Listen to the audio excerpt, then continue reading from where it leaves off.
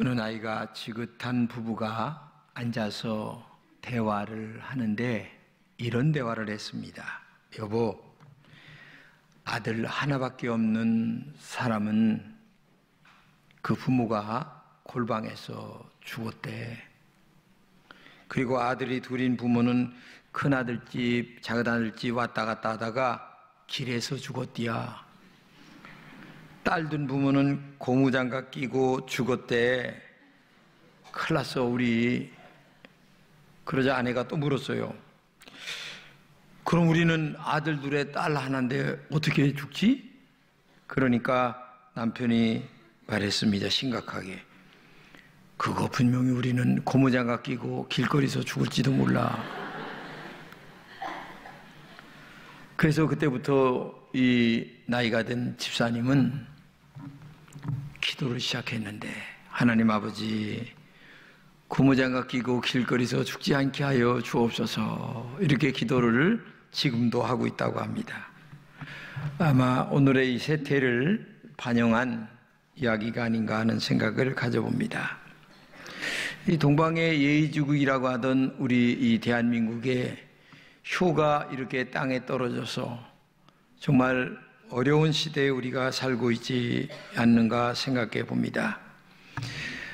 어느 집안에서 어머니에게 용돈을 달라고 하니까 아들이 용돈을 안 준다고 어머니를 칼로 찌르고 도망을 쳤습니다. 그러니까 경찰이 와가지고 어떻게 된 일이냐 물으니까 아들이 찔렀다 소리는 못하고 도둑놈이 와가서 이렇게 하고 갔다, 이렇게 얘기를 했다고 하는, 한마디로 얘기하면 단순 폭행 사건으로 이렇게 얘기를 했다고 하는 그런 이야기가 있습니다. 정말 가슴 아픈 일이죠. 여러분, 어제 그저께가 어버이날이기 때문에 아마 집에도 다녀오시고 또 카네이션도 달아드리고 여러 가지 안부 전화도 했으리야 생각이 됩니다. 근데 이제 오늘은 이제 교회적으로 지키는 어버이 주일입니다. 이때에 굉장히 중요한 것 하나가 있는데 오늘 본문입니다. 오늘 본문은 노아 홍수 사건 이후에 벌어진 오게티와 같은 아주 참 우스꽝스러우면서도 우리에게 교훈을 주는 그런 말씀이에요. 우리 본문 20절과 21절 읽겠습니다. 시작. 노아가 농사를 시작하여 포도나무를 심었더니 포도주를 마시고 취하여 그 장막 안에서 벌거벗은지라, 이렇게 말씀하십니다. 다시 말해서 노아가 술을 먹고 얼마나 취했는지 대낮에 그냥 옷을 홀랑 벗고서 쉽게 말하면 이제 그 잠에 떨어졌다는 얘기입니다. 사실 노아는 그 당대의 믿음의 사람이었습니다. 하나님의 방주를 짓기 위하여 120년 동안 하나님 말씀에 전적으로 순종해서 믿음의 사람으로 살았던, 그 성경에 보게 되면 노아처럼 신실한 사람이 있는가 봐라, 이럴 정도로 노아를 하나님이 믿었어요. 그런데 이렇게 하나님의 일을 다 끝내고 노아 홍수가 지나고 난 다음에 긴장이 풀렸습니다. 그래서 그러다 보니까 이제 실수가 된 거죠. 사실 힘들 때는 아무것도 모르고 열심히 일합니다. 근데 일 다 끝나고 나면 사실 이렇게 긴장이 풀려서 몸도 아프고 실수할 때가 많이 있어요. 성경에 다윗왕 보세요. 사울왕에게 계속 쫓겨다닐 때에는 긴장 가운데 살기 때문에 정말 한치의 오차도 없이 모든 것들을 잘 끝냅니다. 근데 나중에 왕이 돼가지고 평안하고 행복하고 아무 문제가 없을 때 밧세바 사건이 일어나기 시작하는 거예요. 그러니까 여러분들도 하나님 앞에 평안하고 행복하고 하나님의 축복 가운데 아무 문제도 없이 살아갈 그때에 정신을 바짝 차려야 되는 거예요. 노아처럼 이렇게 실수하면 큰일 난다는 얘기입니다. 성경에 그래서 선줄로 생각하는 자는 넘어질까 조심하라, 이런 말씀도 있잖아요.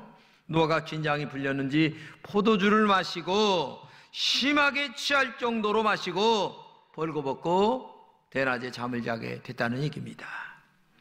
술은 묘한 마력이 있죠. 이런 말 있잖아요. 처음에는 사람이 술을 먹고 그 다음에는 술이 술을 먹고, 그 다음에 나중에는 술이 사람을 먹고. 뭐 이런 얘기, 뭐 우리가 많이 하는 얘기니까. 그래서 지금 보면 그 음주로 사망한 그 인원이 그냥 저기 하는 것보다 많다는 거죠. 일반 사고보다는. 피땀 흘려 번 돈이 술잔 속으로 블랙홀처럼 빨려 들어갑니다. 통계에 의하면 지구상에 해마다 죽는 그 물에 빠져 죽는 인구보다는 술에 빠져 죽는 인구가 훨씬 더 많다는 겁니다. 그러니까 이 술에 망하는 사람들이 많다는 거죠. 술 마시면 주변 사람들에게 참 많은 피해도 줍니다.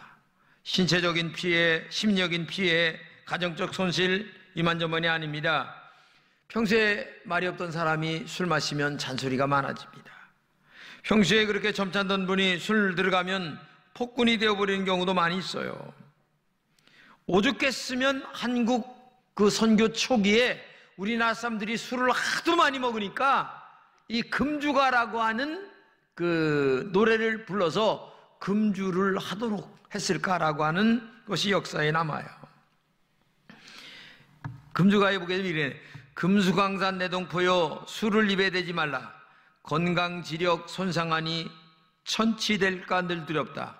아 마시지 말라 그 술, 아 보지도 말라 그 술, 우리나라 복받기는 금주암에 있다.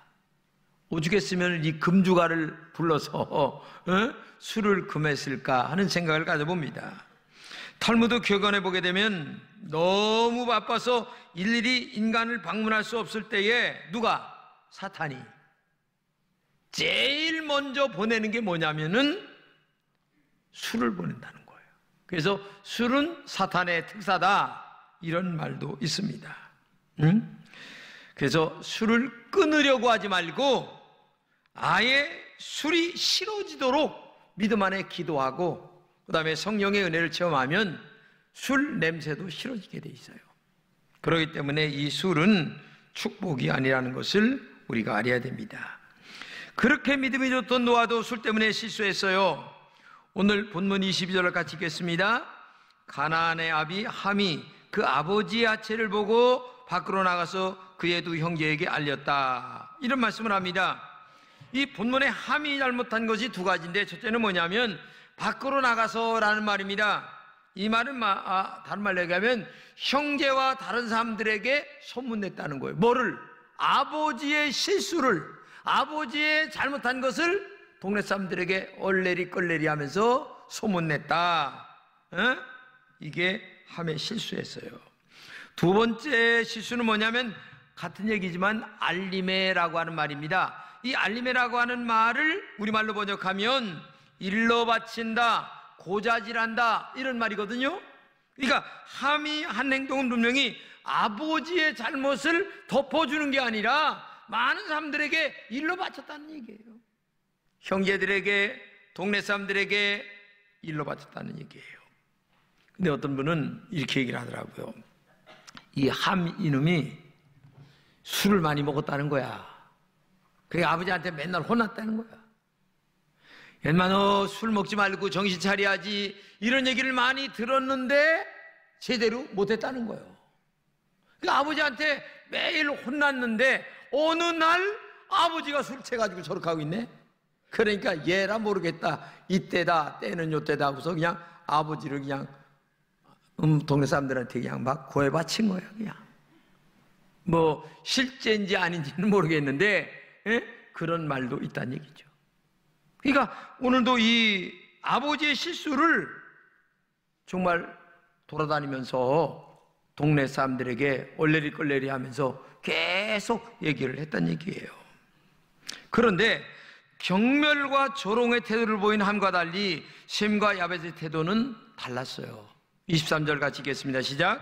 셈과 야벳이 옷을 가져다가 자기들의 어깨에 메고 뒷걸음로 들어가서 그들의 아버지의 아체를 덮었으며 그들이 얼굴을 돌이키고 그들의 아버지의 아체를 보지 아니하였다. 여러분, 셈과 야벳은 아버지의 옷을 취하여 어깨에 메고 뒷걸음쳐 아버지의 방에 들어가. 왜 그러느냐? 아버지의 부끄러운 모습을 보면 아버지에 대한 존경심이 사라질 것 같으니까. 그렇잖아요. 아버지를 존중해 드리려는 태도 때문에 그래요. 즉 부모님을 공경하려고 하는 마음 때문에 그래요.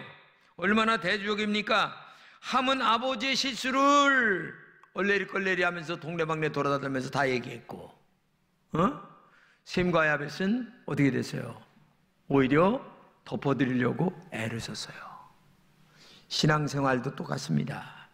어떤 사람은 교회의 허물을 덮으려고 하는 사람이 있고, 어떤 사람은 떠버리는 사람이 있고, 어떤 사람은 부모님의 허물을 떠벌리는 사람이 있는 반면에 어떤 사람은 감추려는 사람이 있고, 근데 놀라운 사실은 떠벌린 사람은 하나님에게 축복을 받지 못했어요. 그리고 감추려 했던 셈과 야벳은 복을 받게 됐다는 거. 정말 대조적입니다. 교회 안에도 이렇게 대조적인 사람들이 많아요. 나는 어떤 분류에 속하는가? 감추려고 하는 사람인가? 떠벌리는 사람인가? 한 번쯤 여러분 자신을 생각해 보세요. 유형이 있어요. 그렇다고 해서 이 함이라고 하는 친구가 아주 의도적으로 했다라고까지 얘기할 수는 없다 할지라도 자기도 모르게 어떻게 하다 보니까 이렇게 됐다는 얘기예요.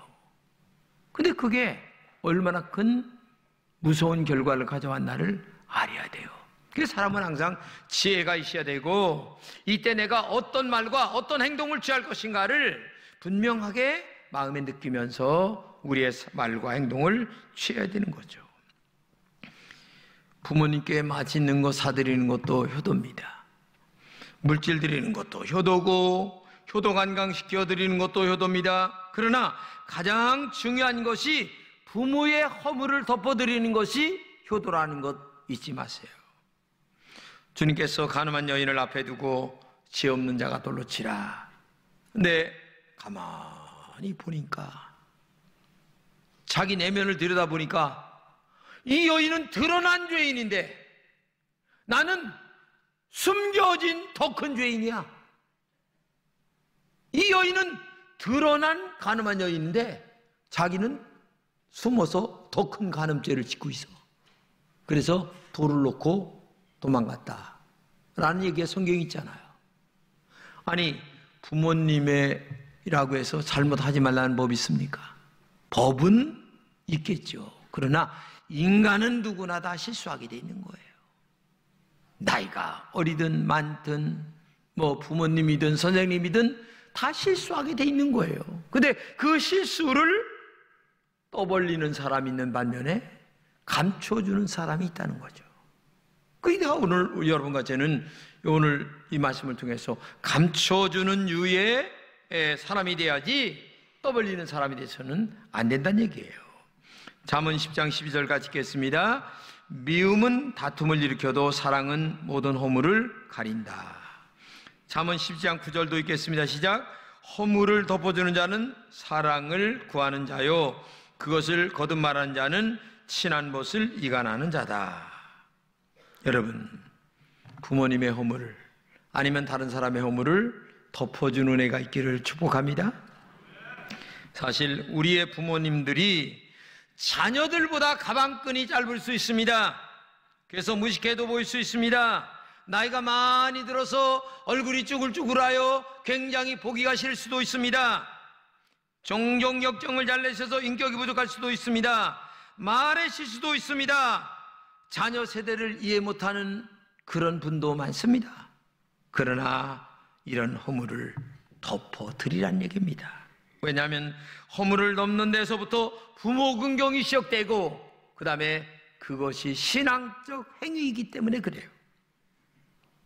우리는 지금까지 1계명에서 4계명까지는 하나님에 대하여, 5계명에서 10계명까지는 인간에 대하여 이렇게 얘기를 알고 있습니다. 근데 유대인들은 조금 다른 게 뭐냐면은 1에서 5계명까지는 하나님에 대하여, 5계명에서 10계명까지는 인간에 대하여. 그러니까 5번에 내 부모를 공경하라가 어디로 올라갑니까? 하나님 계명 쪽으로 올라가는 거예요. 돌판이 2개인데 5개씩 써 있다. 왜 그러냐? 5계명도 하나님께 대한 계명으로 그들은 알기 때문에 그래요. 부모님을 하나님의 대리자로 생각하기 때문에 그렇다는 얘기예요. 어느 설교자는 부모님을 살아계신 하나님의 그림자다 이렇게 표현했습니다. 그래서 부모님을 공경하는 것은 부모님의 허물을 덮는 것에서부터 시작이 된다. 아픈 이야기입니다. 어머니께서 혼자 아들 하나를 키웠는데 시골에 있는 땅마지기를 팔아가지고 아들을 서울에 있는 대학을 다니게 했습니다. 얼마나 어머니가 그 아들이 보고 싶은지 한번 올라갔는데 집은 모르고 없고 어느 대학에 다니는 건 아는데 가서 대학 정문 앞에서 몇 시간을 앉아가지고 아들을 기다렸는데 나중에 보니까 어떤 예쁜 아가씨와 함께 나오는데 쫑얼쫑얼 뭐 같이 얘기하고 나오는 거야. 야, 아무개 나 엄마 왔다 이렇게 얘기하니까 쳐다보지도 않는 거야. 그러면서 옆에 있는 아가씨가 물으니까 누구냐고 물으니까 우리 집에서 일하는 분이야. 이 얘기를 지나가면서 하는 얘기를 엄마가 듣고 얼마나 상처를 받았는지. 아니 시골에서 땅 팔아가지고 서울에 있는 대학 보냈는데 아들이 세상에 이렇게 부모를 학대하니 이 어머님이 살 수가 없었다는 얘기 아니겠어요? 부모가 좀 못 배웠으면 어떻습니까? 부모가 못생겼으면 어떻고 부모가 좀 늙었으면 어떻습니까? 자랑스럽게 나를 낳아주신 어머님이야 왜 이 말 한마디 못합니까?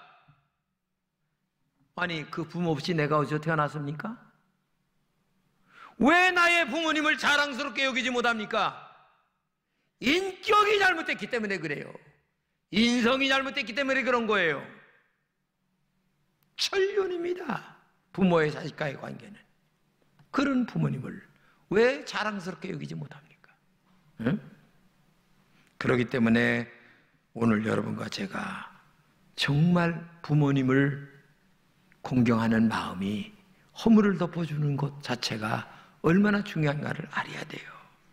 반대로 어느 성도님은 이렇게 얘기하더라고요. 사실 지금까지 저는 부모님의 학력 때문에 고민이 많았어요. 우리 어머니 초등학교도 못 나왔는데 어디 가서 그런 얘기 할 수가 없었는데 지금은 자랑스러워요. 내가 지금서부터 우리 어머님에게 한글을 가르쳐서 성경을 읽게 해드리려고 합니다. 하면서 그동안에 그런 마음 가졌던 것들을 회개하고 뉘우치는 그런 모습을 본 적도 있습니다. 똑같은 사건인데 똑같은 일인데 생각하기 나름이에요. 그 사람의 내면의 인성이 바르게 되어 있다면 부모님이 배웠던 못 배웠던 잘났던 못났던 뭐 상관없이 나를 낳으시고 길러주신 부모님이야. 그 부모님에 대하여 존경하고 그리고 인정해드리고 사랑하고 아껴드리는 것이 당연한 일이 아닌가 생각을 하죠. 부모의 허물을 들춰냈던 함에 대하여 하나님은 다음과 같이 말합니다. 본문 25절입니다. 시작. 이에 이르되 가나안은 저주를 받아 그 형제의 종들의 종이 되기를 원한다. 여기 가나안이라고 얘기했는데 가나안은 누구냐? 함의 아들이에요. 그러니까 함이 잘못됐는데 함의 자녀인 가나안이 어떻게 됐어요? 형제의 종들의 종이 되기를 원한다. 이 저주 사건이 있은 후 함의 자손은 나라를 잃은 슬픔 가운데 종의 순환에서 면하지 못했습니다. 셈의 계열의 이스라엘 백성들에게 정복당해 비천한 상태가 전락되는 것이 여호수아서 9장에 나옵니다. 자손들이 셈과 야벳에게 정복당하는 과정이 기가 막힌 건입니다. 그러니까 하나님은 심은 대로 거두고 자기가 한 대로 다 거두게 되는 거예요. 그러나 부모의 허물을 덮어줬던 셈과 야벳에 대하여 하나님은 축복을 내리시는데 26절 읽겠습니다. 시작. 또 이르되 셈의 하나님 여호와를 찬송하리로다. 가나안은 셈의 종이 되고 27절입니다. 시작. 하나님이 야벳을 장대하게 하사 셈의 장막에 거하게 하시고 가나안은 그의 종이 되게 하시기를 원한다. 여기 보세요. 셈, 야벳 전부 다 장대하게 하신다는 거예요. 장대하게. 그리고 셈은 영적인 축복과 그리고 야벳도 육적인 축복을 함께 받게 되는 겁니다. 그렇기 때문에 오늘도 반드시 자녀는 부모님을 효도해야 되는데, 내 아버지와 어머니를 공경하라, 이것이 약속 있는 첫 계명이니 이로써 내가 잘 되고 땅에서 장수할 것이다, 분명히 약속하고 있잖아요. 근데 우리의 부모들을 도리어 배우지 못했다고, 나이가 늙고 꼬부러졌다고 우습게 생각하는 그런 어리석은 인간들이 있으니 이게 여러분 되겠습니까?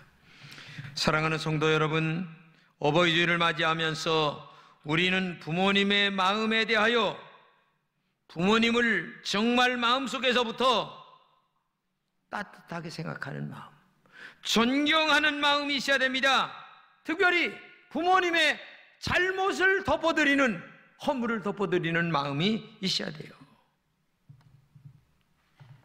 그때에 진정한 효도가 되는 거죠. 잘하는 것 훌륭합니다. 그러나 잘하지 못해도 부족한 것들을 덮어주는 것. 여러분들을 종교개혁자 마틴 루터는 대요리문답에서 인생에서 4종류의 부모가 있다 이렇게 얘기했습니다. 첫째는 뭐냐? 나를 육신적으로 낳아주신 부모님. 둘째는 지식을 공급해 주신 스승이 부모님이다.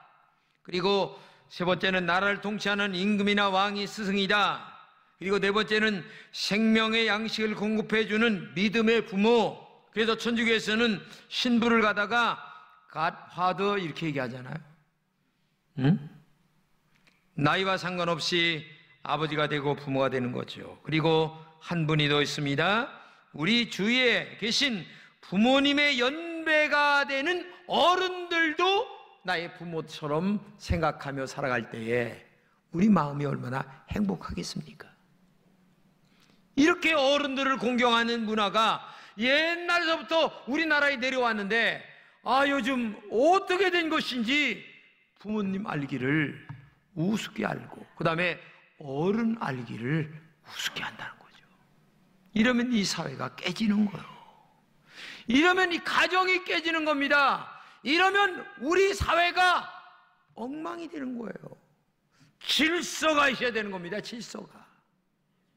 그런데 부모 공경에서부터 질서가 유지가 되는데 이게 안 된다면 어떻게 되겠어요? 저는 여러분들에게 정말 부탁합니다. 정말 부모를 공경한다면 얼마나 좋겠어요. 두말할 것도 없겠죠. 그러나 공경을 제대로 못한다면 허물이라도 덮어주세요. 어디 나가서 우리의 부모의 잘못된 것, 부정적인 것, 나쁜 것, 아니 공부 못해서 무식한 것, 아니면 시골에서 땅 파가지고 허리 꼬부라진 것 너무 얘기하지 마세요. 그것 때문에 오늘 내가 여기까지 있는 거예요. 생각해 보세요. 예?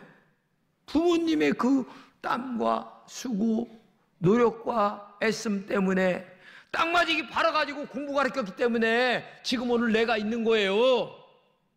그런데 내가 부모님 때문에 있다는 것은 생각은 안 하고 부모님의 잘못 때문에 여자친구한테 창피해? 아니 친구들한테 창피해? 어디 그런 인성이 있습니까? 세상에 그런 인성이 어디 있어요? 생각해 보세요. 그러므로 오늘 여러분들에게 부탁합니다. 낳으시고 길러주신 우리 부모님들을 공경하고 존경하고 또 허물을 덮는 그런 은혜가 여러분들의 가정에 충만하시기를 주님의 이름으로 축복합니다.